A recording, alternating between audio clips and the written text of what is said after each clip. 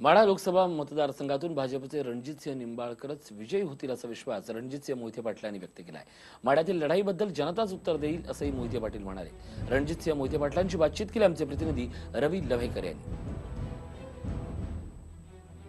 आदरणीय मुख्यमंत्री साहेबांचे, पक्षाच्या अध्यक्षांचे, प्रमुखांचे मनपूर्वक आभार व्यक्त करतो की रणजितसिंह नाईक निंबाळकरांची एक तरुणांना या ठिकाणी काम करण्याची उमेदवारी या ठिकाणी दिली, संधी दिली, त्याबद्दल मी मनपूर्वक साहेबांचे आणि पक्षप्रमुखांचे आभार व्यक्त करणार आहे।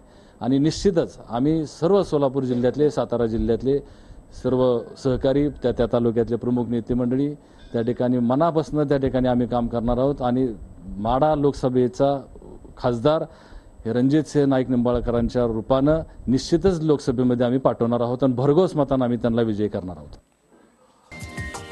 हा व्हिडिओ तुम्हाला आवडला असेल तर असे आणखी व्हिडिओ पाहण्यासाठी TV9चं YouTube चॅनल सबस्क्राइब करा, बेल बटन दाबा। ताज्या घडामोडींसाठी लॉग ऑन करा tv9marathi.com।